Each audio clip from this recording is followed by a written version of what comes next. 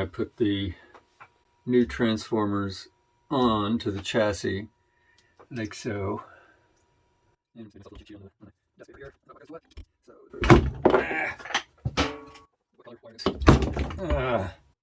criminy. Yeah, alright. I was trying to get it off of my cheat sheet here. Okay, so green wire goes to the plate, red wire goes to B+, or the high tension power. Black goes to ground. Yellow is 4 ohms, blue is 8 ohms. I'm a little torn as to whether to connect up the 8 or the 4 ohms. I'm going to do 8. 8's the way it's going to be used. I hope to put on an extra set of binding posts so that it can also be connected to 4 ohms if desired, but I'm going to do 8, which means that the yellow will not be connected to anything right away. So I should probably just put some tape on those, just to make that clear and make it so they don't do anything funky with just dangling around by themselves, not with bare ends.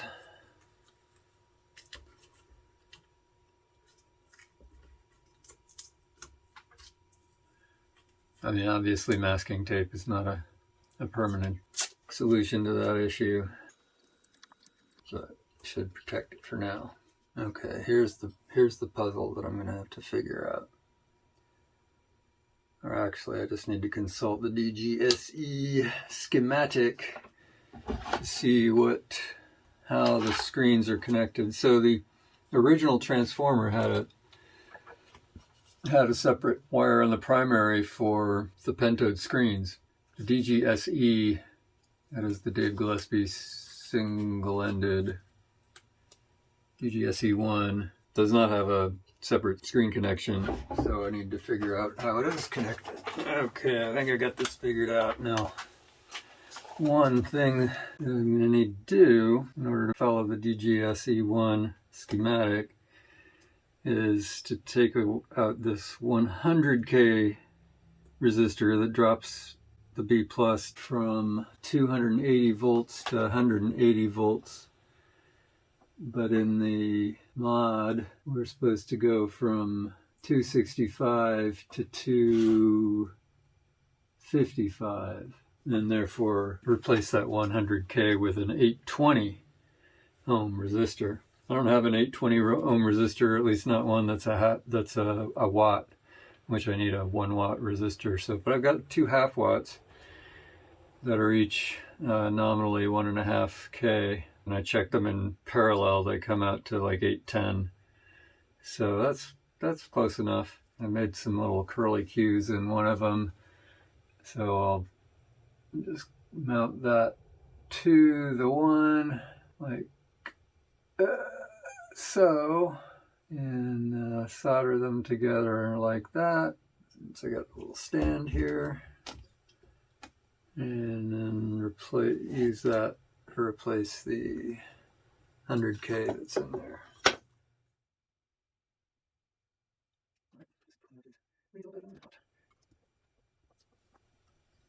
Okay, so there's my replacement. I need to take out the old resistor. That's going to be a bit of a trick. Always is a bit of a trick, taking out the old components. I also want to clean some of the garbage leads from my previous cutting.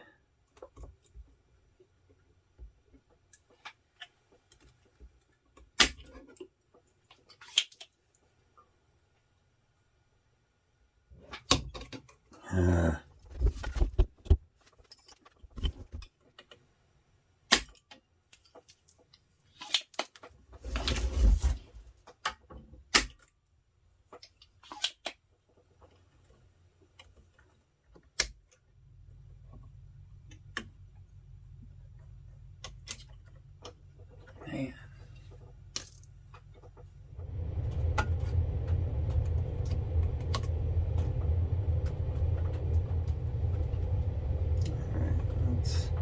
That's where my red wires are going to go, and one end of the new resistor.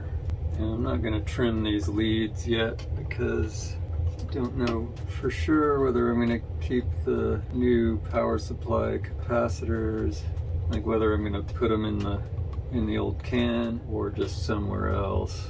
Since I don't know where I'm exactly going to put them, I better leave full length on the lead for now.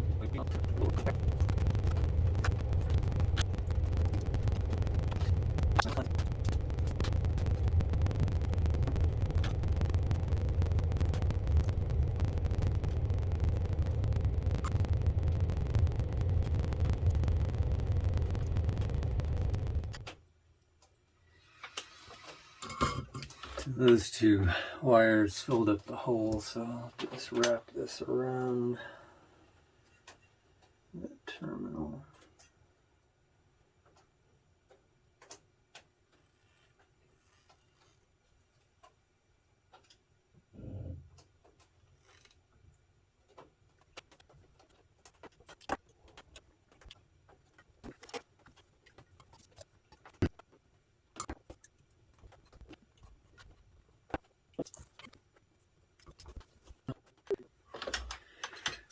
Okay, the B plus wires, the transformers are connected. Now we do the green wires to the plates. Which ones are the plates? Oh boy. Consult my schematic here.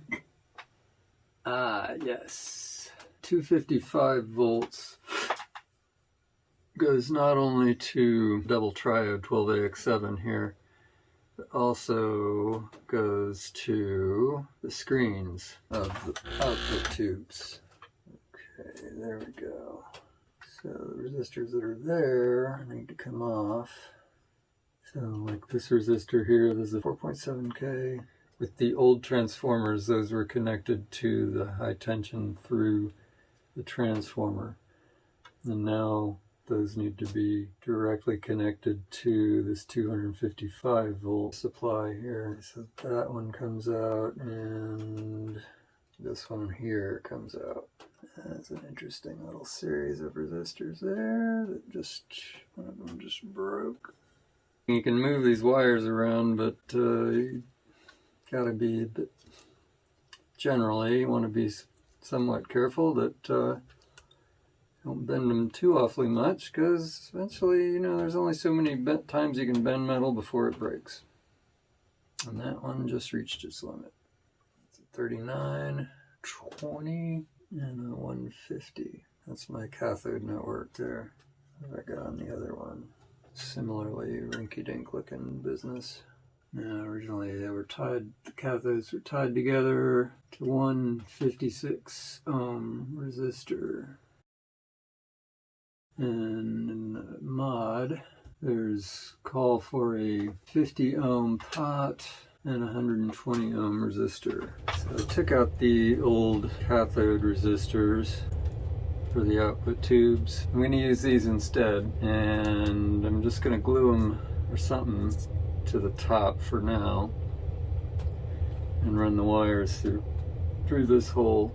A little bit of a Mickey Mouse kind of setup, but I think it'll work for now anyway. I'm going to put some shrink tubing around these terminals to keep everything safe.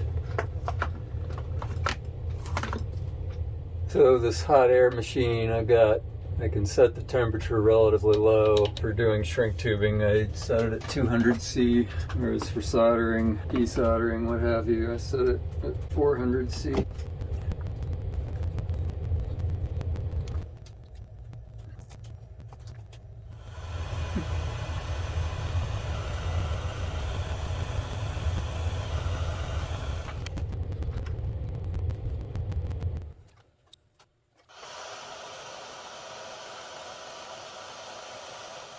Thinking I better put some shrink tubing on those extra terminals as well. White for the left channel, red for the right channel.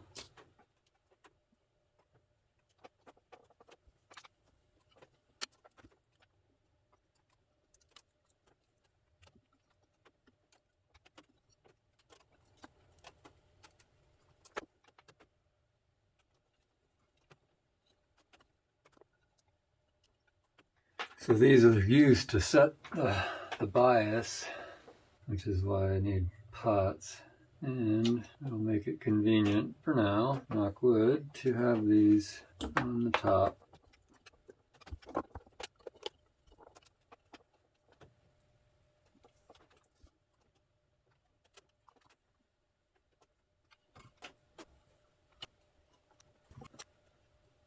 And where was I? Green goes to the plate, and screen goes to 255. Use a white wire for the left channel, and so on.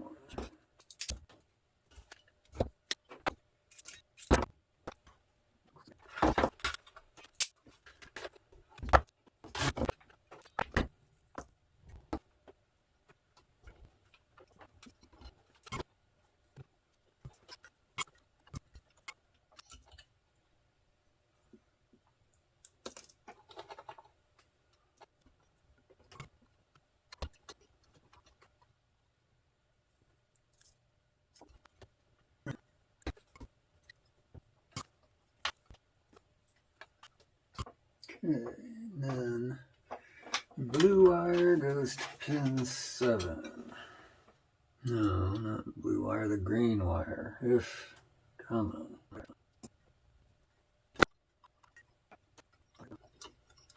Black wires will go to ground, which is this business here.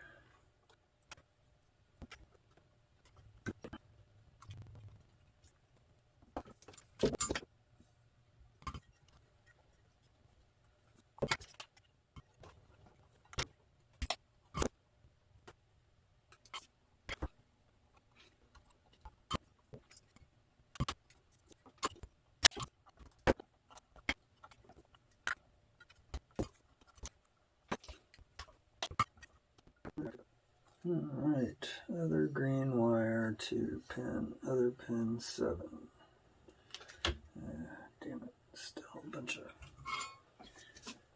crap pieces of wire on there.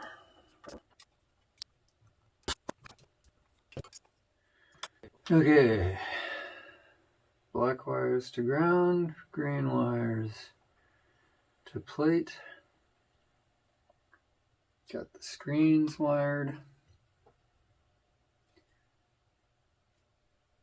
Oh, I've got a leftover black wire. How'd that happen? I know I put it on there, but I guess it came off. I remember now, I didn't try to get away without putting new solder on. Alright, blue wires are 8 ohms output. Basically where these coax cables go.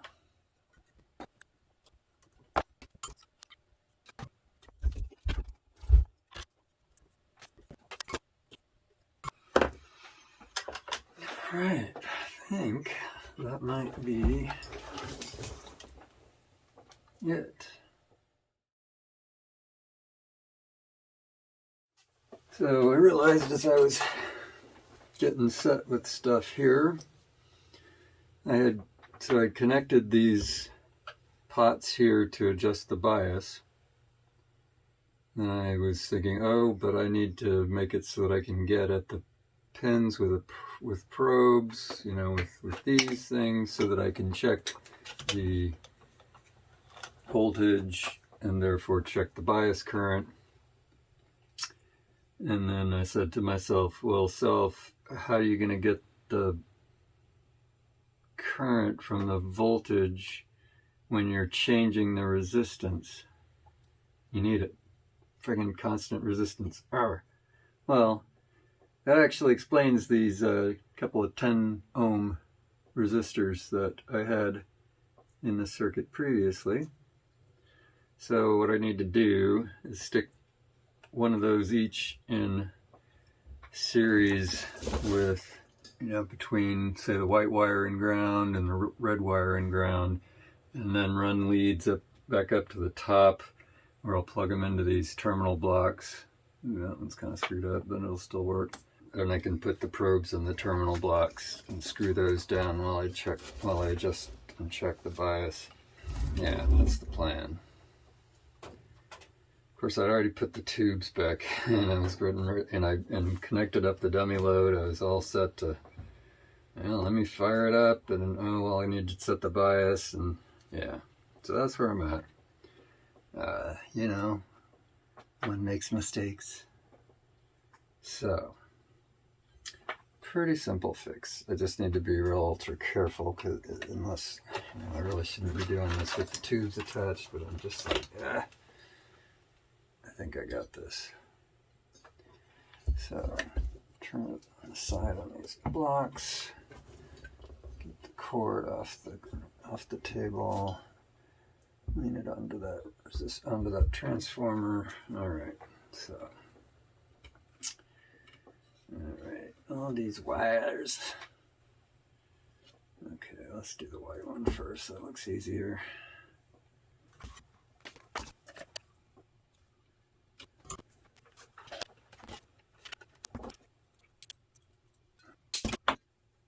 So again, these wires that I cut just now are simply to connect to either side of the 10 ohm resistor.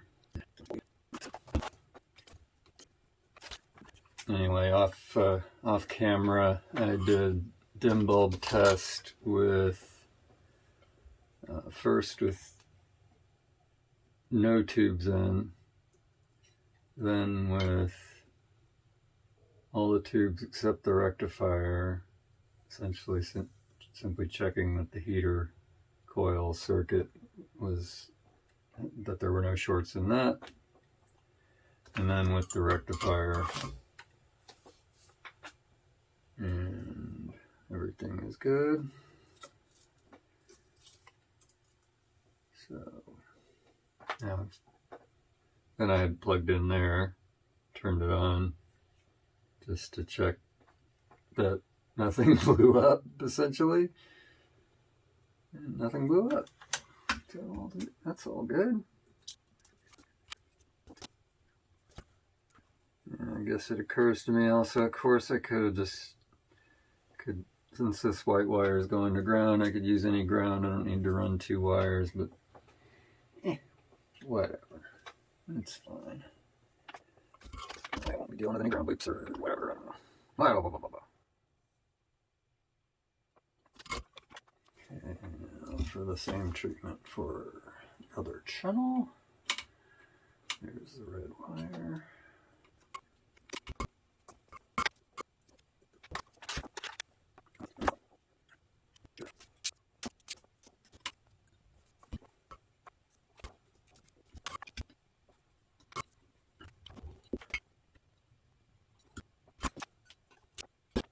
I'm folding over the ends of these wires so that they'll make a tight connection in those terminal blocks. Yeah, boy, definitely long enough. Oh, fuck. It's just temporary. And it's a mess. Oh my goodness. It's kind of embarrassing. Alright. Again, all temporary. This is definitely not a permanent feature. No friggin' way. Oh my god. Okay, so those, I just need to plug those wire ends into those terminal block thingies. They're not really meant to just have wires plugged into them. They have counterparts that are supposed to plug in there, but I don't have those handy, so just doing it this way. Oh boy. Fish that out of there before it goes bye-bye. There you go. Come on, little boy.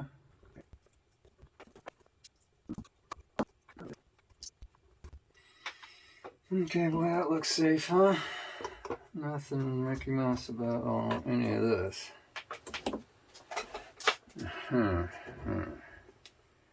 I think I better do the dim bulb test again.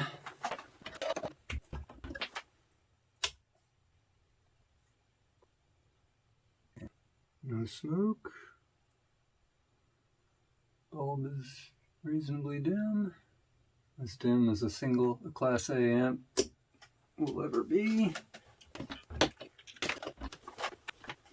Of course, I'll have to look up what the voltage across here is supposed to be. There should be 10 ohms resistance across each of those. I can check that straight away. I'm going to screw these probes into one of these. That way the probes stay put. I don't have to devote a hand to holding those. Or 2 hands for that matter. Now first I can just check the resistance across there. 9.9, 10.0 ohms. Awesome. Suppose I didn't need to screw these in, but just now, but proof of concept and all. You know, because we all make boneheaded mistakes, me definitely included, and it's good to test out various steps to the process.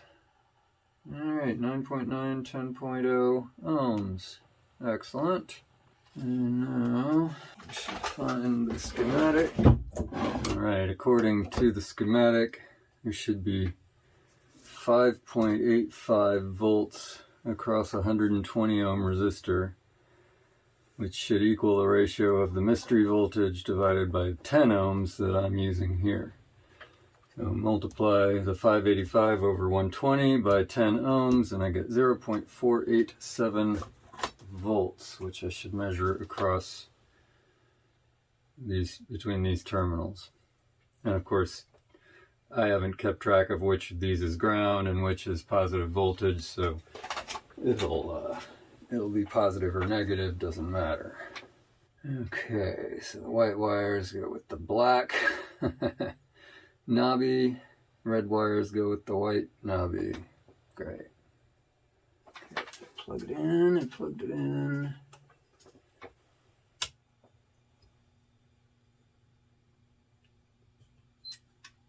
So it'll take time for this voltage to stabilize. Really need to let it warm up for a significant amount of time before I actually adjust the bias for good. But I can at least demonstrate it right now. So right now I'm getting this reading minus 630 millivolts. Seems to be reasonably stable, so if I change that, then I change that voltage. So like I said, I want to get that to 487 millivolts.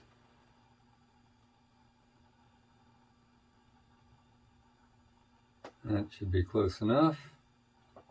I'll need to check it again after I check the other terminals. Well, that's not good. That's telling me there's no current, there's no, essentially zero voltage drop. Crap, what did I do wrong here? I just make sure I didn't connect both the ends of the red wire, both of those red wire ends to the same side of that resistor. Turn off the amp and plug the amp. Everything's still nice and hot, but let's just check that one thing. Get both of those red wires. Are they shorted or somewhere? They've got to essentially be shorted. Either that or there's simply no current passing through that tube. That's the other thing. That could be the case. So they are indeed connected to opposite sides of the 10 ohm resistor, which I did already measure as 10 ohms. Check that again.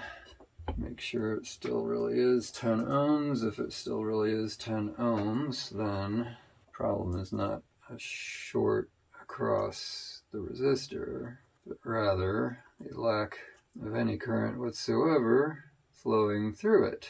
And if there's no current flowing through the resistor, there's no current flowing through the pot, there's no current flowing through the tube. And there should be current flowing through the tube. Alright, still reads 10 ohms. That means there's no current in the tube. Okay, if there's no current in the tube, there's no voltage across between cathode and anode. Ow. Which means I somehow screwed up the connection for the B plus voltage through the transformer to the plate. Alright, well, I think it's a bit late for me to get into that right now. So check it out. All tubes glowing. Got the multimeter probes in the terminal block where I was getting 0 volts last night. I may have even just had them sticking in the wrong place. I mean, it may have been fine, although... Well, look at that now. So I'm shooting for 487 millivolts. And these pots I'm using don't really have that kind of precision. So, but you know, got pretty close there. And I think that's about what I had on the other channel last night.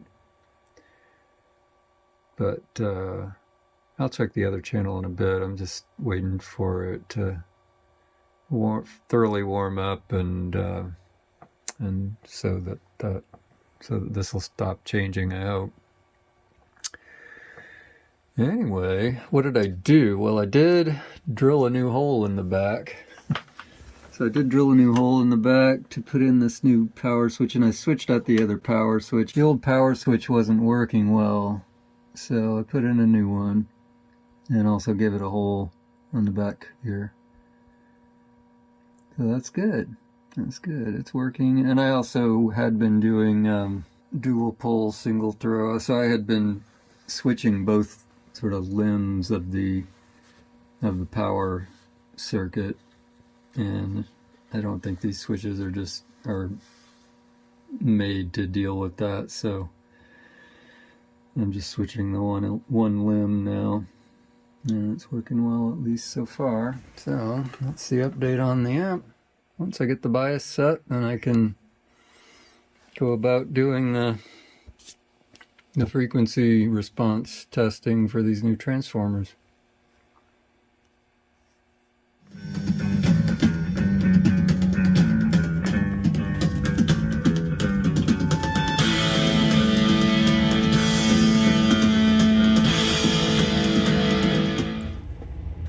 So I said before, I'm shooting for 487 millivolts, or 0.487 volts across the 10 ohm bias resistor.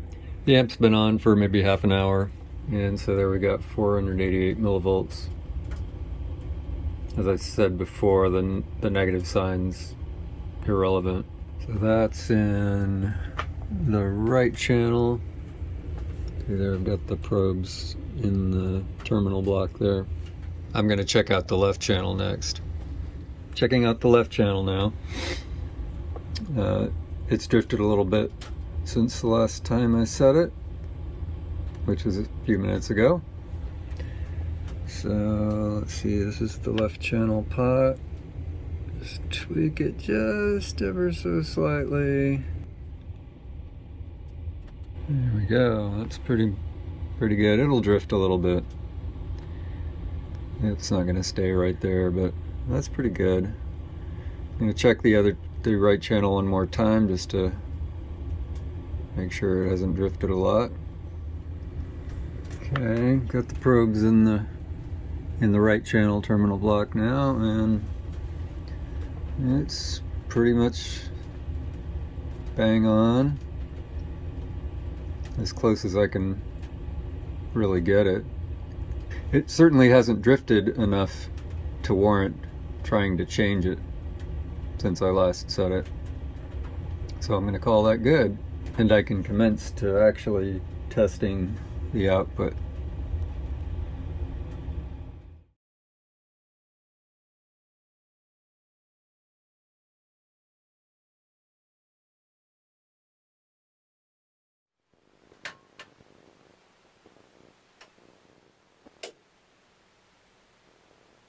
So using the preamp from the Marantz pre-out is going to the inputs here of this 196. Speakers, sure, good there. The speaker terminals are pretty old school and pretty difficult with these, to keep everything separate with these huge wires I've got, but everything's not touching. Everything that should be touching is touching, and everything that shouldn't be touching is not. So that's all good. think, let me check what the volume's at. I don't know this receiver yet, so I do need to come around. Okay, there's the volume all the way on the left. Okay. Now this turntable has a nice feature where it mutes until just after the needle touches, so I can turn this up before without this being too awfully startled. Okay, fingers crossed I've got everything right.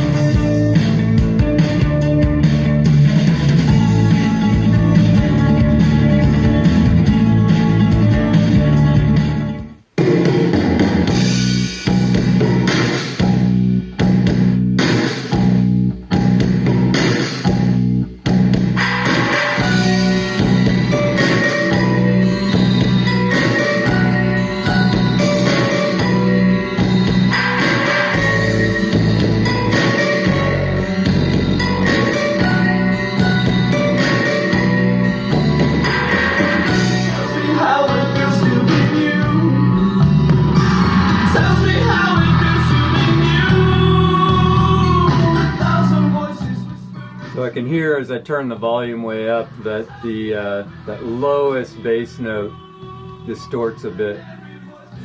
Not horribly, you know, it distorts a bit. And of course when I turn the volume back down I lose that distortion. Of course I don't have a power meter hooked up here. I don't know exactly what power I'm driving on that bass.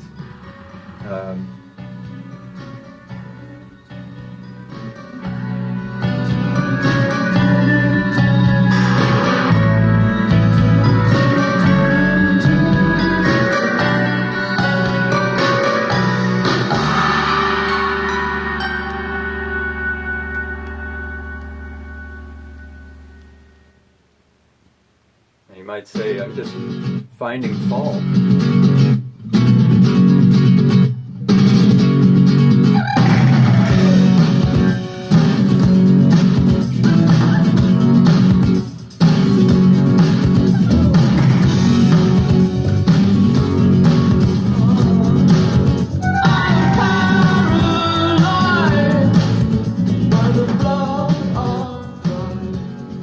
So what I'm noticing is that it sounds really good, maybe a little bit of even nice sounding crunch to the bass with the volume straight up. So remember, this is a 3 watt per channel amplifier. I've got a Marantz receiver here that's a 50 watt per channel receiver, and I'm turning the preamp up to 50% of volume, and it sounds pretty good. Now I put it much above that and it starts to break up a bit at all frequencies, kind of. But yeah, I'd say that's a pretty nice result. It'll sound even better once I get all new components inside and new tubes. And not such a ghetto bias resistor system here.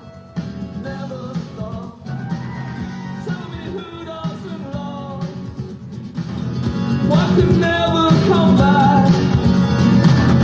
You can never forget how it used to feel. I am paralyzed by the blood of Christ. Though it clouds my eyes, you never stop, never stop.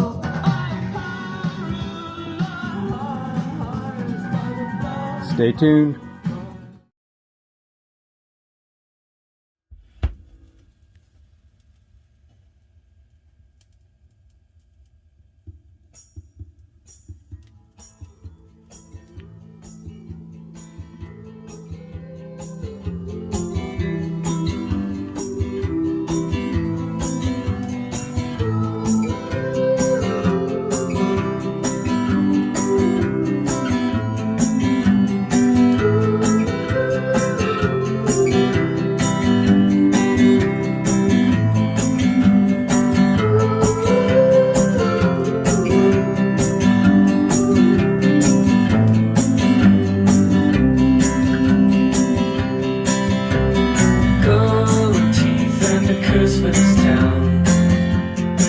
all in my mouth.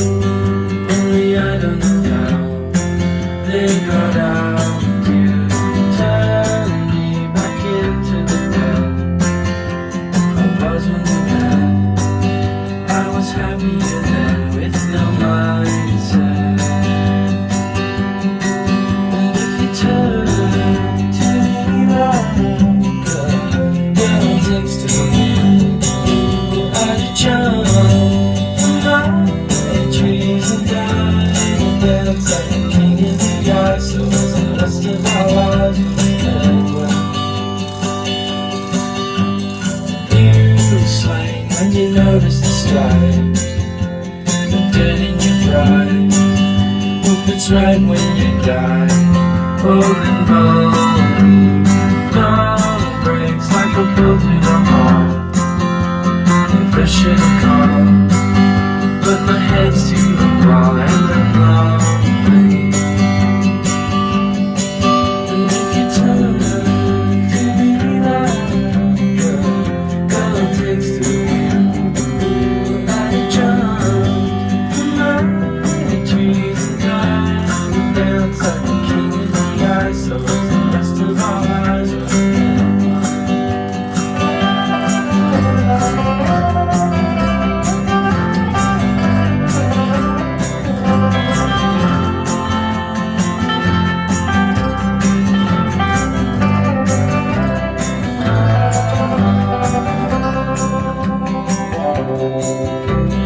Godspeed, all the beggars are done, and they all cut their thumbs and bleed into their buns till they melt away.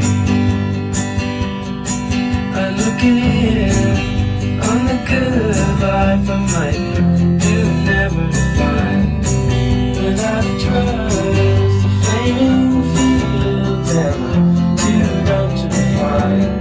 And if you turn to me like I dance like a queen of the ice. So as the rest of our lives we're fed well.